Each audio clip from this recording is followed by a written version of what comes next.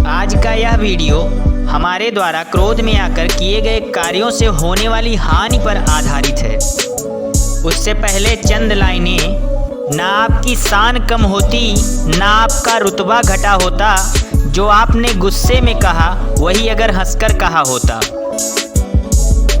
क्रोध का भोजन विवेक है, अतः इससे बचकर रहें, क्योंकि विवेक नष्ट हो जाने पर सब कुछ नष्ट हो जाता है। क्रोध से भ्रम पैदा होता है, भ्रम से बुद्धि व्याकुल होती है, व्याकुलता से तर्क नष्ट होते हैं और तर्क नष्ट होने से व्यक्ति का पतन निश्चित हो जाता है। क्रोध मूर्खता से शुरू होता है और पछतावे पे खत्म हो जाता है। इसलिए सदैव क्रोध से बचकर रहें। आप जितना ही क्रोध से नज़दीकियां बढ़ाएंगे, आपके अपने आप से उतने ही दूर हो जाएंगे। क्रोध आपके व्यक्तित्व को छोटा कर सकता है, परंतु क्षमा आपके व्यक्तित्व को बढ़ाती है।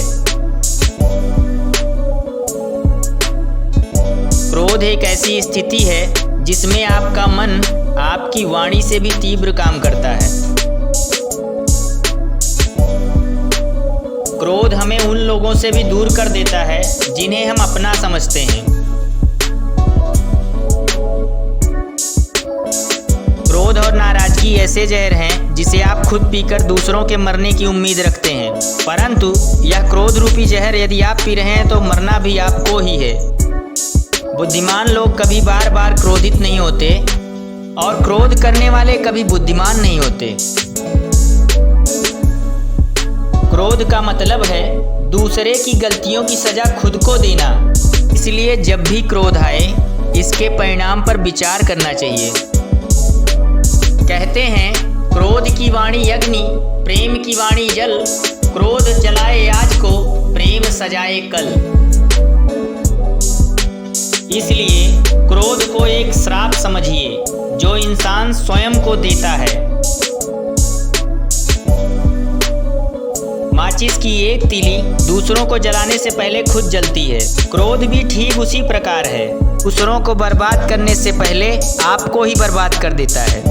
क्रोध और तूफान दोनों एक समान होते हैं, शांत होने के बाद ही पता चलता है नुकसान कितना हुआ। क्रोध विनाश का ऐसा मार्ग है जिस पर इंसान यदि अपना संतुलन नहीं कर पाता तो विनाश के चरम पर पहुंचना तय हो जाता है। आज से आप यही सोचें, यदि आप सही हैं तो क्रोध करने की आवश्यकता नहीं है, यदि आप गलत हैं तो क्रोध करने का अधिकार भी आपका नहीं है। आप सभी से विनम्र निवेदन है कि क्रोध का आज से अभी से परित्याग करें और सदैव स्वस्थ एवं प्रसन्न रहें। आज का यह वीडियो देखकर आप सभी आत्ममंथन करें, क्रोध के फायदे और नुकसान दोनों की तुलना करें, फिर आपको पता चलेगा बीते हुए कल में जब भी आपने क्रोध किया आपको कितना नुकसान हुआ।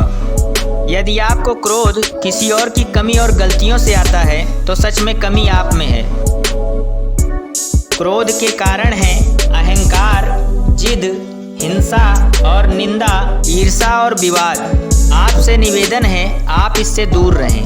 ध्यान रखें, क्रोध में बोला हुआ आपका एक शब्द इतना जहरीला हो सकता है कि आपकी 1000 अच्छाइयाँ नष्ट कर सकता है। आप सभी प्रसन्न रहें। ईश्वर से मेरी इसी प्रार्थना के साथ वीडियो को अंत तक देखने के लिए आप सभी को धन्यवाद।